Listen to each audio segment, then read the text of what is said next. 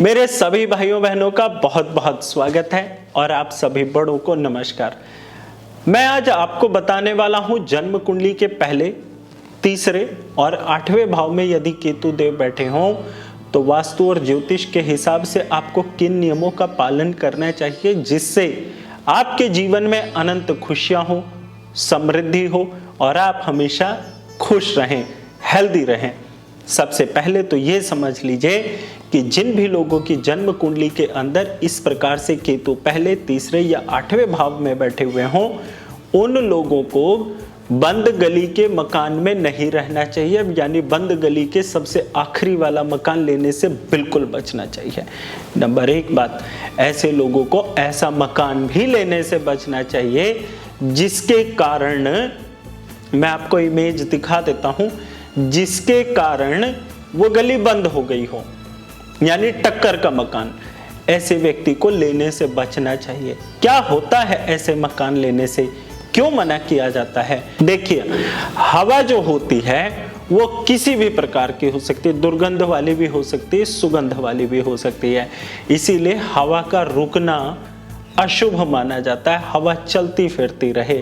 लेकिन जब आपके घर में इस तरह की परिस्थितियां आपकी जन्म कुंडली के अंदर बनी हो तो आपकी ऑरा वीक होती है और आप यदि किसी भी प्रकार की कुसंगति, गंदे लोगों से टकराई हुई हवा यदि आपके घर के अंदर आएगी तो आपके घर के अंदर बीमारियां पनप सकती हैं, आपके घर के अंदर कुछ अशुभ लक्षण भी पनप सकते हैं। और देखिए, सबसे पहली बात तो यहाँ पे ये भी बता देता हूँ, जब भी जन्म कुंडली के अंदर बृहस्पति देव खराब होते हैं तो केतु सबसे पहले बुरा असर देते हैं। मंगल खराब होते हैं तब भी केतु देव सबसे पहले बुरा असर देते हैं। तो ऐसी परिस्थिति के अंदर घर के अंदर शुगर, ब्लड प्रेशर या संतान ना होना या संतान की शादी में रुकावटें बहुत ज़्यादा पैदा हो जाना, ऐसे लक्षण पनपने लग जाते हैं और गृहस्थी के अंदर आए दिन तनाव पैदा होता है। और ये जो समस्याएं होती हैं ये जेनेरिक तौर पे, यानी वंश के तौर पर एक दूसरे को मिलती जाती हैं। इसीलिए ऐसे मकान को खरीदने से, कंस्ट्रक्शन कराने से या ऐसे मकान में रहने से पहले आपको 10 बार सोचना चाहिए और अपने उपाय भी आपको समय समय पर जरूर कर लेने चाहिए। इससे अगली और कौन सी सावधानी होती है, बहुत सारे लोग क्या करते हैं, तिराहे या चौराहे की टक्कर का मकान खरीद लेते हैं, यानी कि सड़क तीनों तरफ जा रही है और चौथी तरफ जिस तरफ सड़क नहीं जा सकती उस तरफ भी मकान ले लेते हैं। देखिए, मैं आपको फोटो में दिखा रहा हूं, तो ऐसा भी मकान लेने से आपको बचना चाहिए। ऐसे में भी क्या होता है कि जो सड़क की सीधी हवा होती है वो घर में प्रवेश करती है, जो कि अच्छी नहीं मानी जाती। ध्यान रखिए, जब आप पंखा तेज चला करके सोते हैं, एक सीमा तक तो वो आपको अच्छा लगता है, एक लिमिट टाइम तक वो आपको अच्छा लगता है, लेकिन उसके बाद वही हवा आप किसी को बोलते हैं पंखा स्लो कर दो। इसी तरह से घर की भी एक ऑरा होती है, एक एनर्जी होती है, उसको भी हमेशा बैलेंस रहना होता है। ध्यान रखिए, हमें किसी भी परिस्थिति में बैलेंस होना होता है, ना हमें बहुत ऊपर जाना, ना हमें बहुत नीचे जाना। हम अगर अपनी एक बैलेंस पोजीशन पे रहते हैं तो हम अपने आप में खुश रहते हैं, हम अपने आप में हेल्दी रहते हैं। इसीलिए इस तरह के मकान से बचाव रखना चाहिए। और क्या करना चाहिए, जिन भी लोगों की जन्म कुंडली के अंदर, अब ध्यान रखिएगा, जिन भी लोगों के जन्म कुंडली के अंदर केतु तीसरे भाव में या 8वें भाव में खराब होकर के बैठे हों, ऐसे लोगों को दक्षिण मुखी मकान में नहीं रहना चाहिए। अब इससे क्या होता है, क्योंकि 8वां घर मंगल का होता है जहां पर केतु देव बैठे हैं 8वें भाव में, और जो तीसरा भाव होता है यहां पर केतु बैठने से राहु 9वें भाव में पहुंच जाते हैं, और जब राहु 9वें भाव में होते हैं तो मंगल बद हो जाते हैं, हमारी पूजनीय लाल किताब का जो नियम है। तो जिन भी लोगों की जन्म कुंडली के अंदर मंगल बद हो गए हों, उन लोगों को दक्षिण मुखी मकान में नहीं रहना चाहिए। उनका घर के सामने गंदा धूल भरा मैदान नहीं होना चाहिए, कूड़ेदार कोई पार्क वगैरह ना हो, वहां पर पूरी तरह से मैनेजेबल सिचुएशन होनी चाहिए। साथ ही साथ ऐसे लोगों के घर के सामने नीम का पेड़ ना हो, बेरी का पेड़ ना हो, पीपल का पेड़ ना हो, अन्यथा ऐसी परिस्थिति के अंदर घर में कलह कलेश हमेशा होता रहता है और जब मंगल भी बद होगा और केतु तीसरे भाव में बैठे हों तो होता क्या है, वही समस्याएं वापस आ जाती हैं। और जब ये परिस्थितियां आ जाती हैं तो आप ही सोचिए किसको अच्छा लगेगा। इसीलिए आप इस तरह की सावधानी का ध्यान रखिए। अब जिन भी लोगों की जन्म कुंडली के अंदर वही नियम चलेगा केतु 1, 3 और 8 का, उन लोगों को ध्यान ये रखना चाहिए कि जब भी वो मकान में कंस्ट्रक्शन करवाएं तो विशेष तौर पर 3 और 8 वाले, पहले वाले नहीं, 3 और 8 वाले, उनके मकान में 3 खिड़कियां ना हो, ध्यान रखिएगा, 3 दरवाजे ना हो, और 8 जिनकी जन्म कुंडली में केतु 8वें में बैठे हैं उनके घर में 8 कोने ना हो। जैसे कॉर्नर वाले जो मकान होते हैं ना, कि कॉर्नर कई सारे निकले हुए होते हैं, फ्लैट्स देखते हैं ना आप, कटे हुए होते हैं, अगर हम उन्हें वास्तु की नज़र से देखें तो जिन भी लोगों की जन्म कुंडली के अंदर केतु 3 में हो उनके घर में 3 दरवाजे और 3 खिड़कियां ना हो।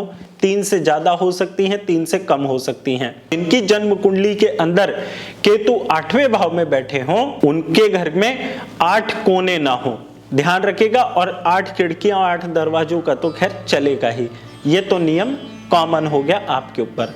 ऐसी परिस्थिति के अंदर, क्योंकि मैंने कई बार कहा है ना कि आपके घर की जो खिड़की दरवाजे होते हैं ये राहु केतु का स्थान होते हैं, और जब राहु केतु का स्थान आपका संतुलित होता है, अच्छा होता है, तो राहु केतु आपको अच्छा फल देते हैं।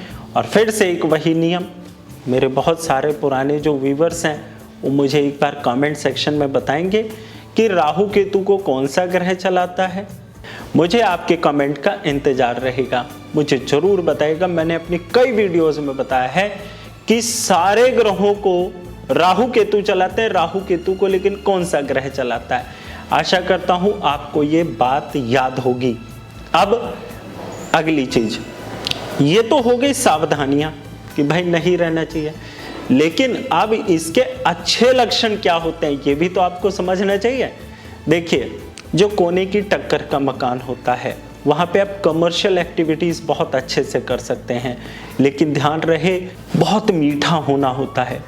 केतु का स्वभाव होता है खट्टा मीठा, लेकिन आपको खटाई छोड़ के सिर्फ मिठाई पर फोकस करना होता है। मिठाई खानी नहीं है, वो डॉक्टर से पूछ लीजिएगा अगर आपको शुगर ना हो तो। बस यहाँ पर आप व्यापार कोई भी करेंगे तो बहुत फलेगा फूलेगा। बहुत अच्छी काम की बात बता रहा हूं, ध्यान से समझिएगा।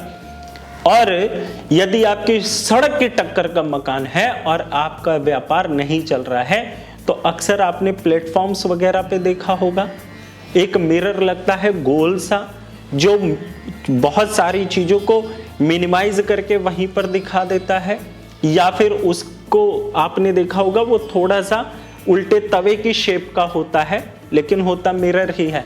मैं आपको फोटो में दिखा दे रहा हूं, देखिए इस तरह से लगा हुआ होता है। इसको आप अपने घर के मुख्य द्वार पर चौखट के ऊपर लगाइएगा, जो दीवार का हिस्सा होता है, दरवाजे पर नहीं लगाना। जब आप इनको कर लेते हैं तो ये भी संतुलित कर देता है, लेकिन ध्यान रखिएगा रेजिडेंशियल कम पर्पस से आप ऐसे मकान में मत रहिए। कमर्शियल पर्पस के हिसाब से आप यहाँ पर खूब अच्छे से फलेंगे फूलेंगे, क्योंकि यहाँ तो कोई चीज स्टेबल है ही नहीं ना। आप कोई भी सामान लाते हैं, आप चाहते हैं वो बिक जाए, वो जल्दी निकले यहाँ से और प्रॉफिट आपके हाथ में आए, तो ये हो सकता है। लेकिन यहाँ पर एक सावधानी है, यदि आपके घर के अंदर इस तरह के प्रॉपर्टी में बिजनेस बहुत अच्छा चल रहा है और आप बहुत अच्छे से रन कर रहे हैं, पैसा खूब कमा रहे हैं, लेकिन घर में सेहत की समस्याएं बढ़ती जा रही हैं, तो हर 3 या 6 महीने में एक बार 100 कुत्तों को एक ही दिन में भरपेट खाना खिलाएं।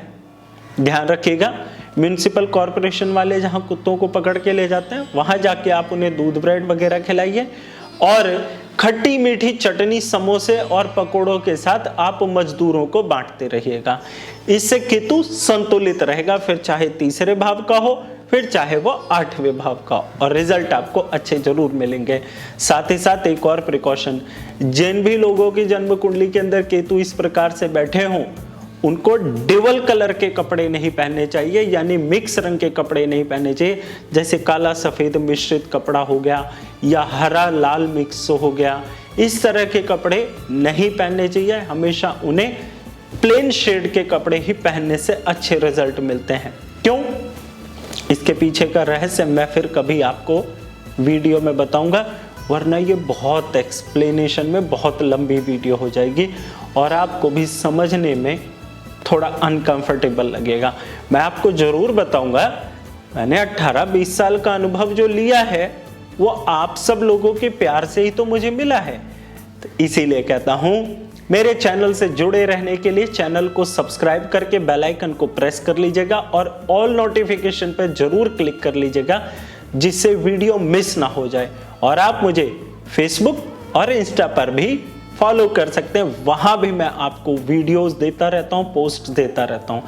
अब चलते चलते एक सावधानी और भी बता देता हूं। यदि आपके घर के अंदर कलह कलेश बहुत ज्यादा रहता हो, मन मुटाव बहुत ज्यादा हो जाता हो, छोटी छोटी बातों पर घर में तनाव पैदा हो जाता हो, तो हर महीने के किसी भी एक मंगलवार को फिक्स कर लीजिए, चाहे पहला मंगल या दूसरा या तीसरा या चौथा मंगल फिक्स कर लीजिएगा। उस मंगलवार को 8 गुड़ की रोटियां आटे और गुड़ को मिला करके मिट्टी के तवे पर, इस प्रकार से मिट्टी का तवा मिलता है मार्केट में, उस पर लगा करके स्ट्रीट डॉग्स को एंड जो पार्क में कौवे होते हैं, क्रॉस होते हैं, वहां पर आप इसे डाल दीजिएगा। आपके घर के अंदर ईश्वर ने चाहा तो सुख शांति जल्दी वापस लौटेगी और खूब अच्छे से आप फलेंगे फूलेंगे। वीडियो कैसा लगा मुझे कमेंट करके जरूर बताइएगा। इसी के साथ जय माता दी।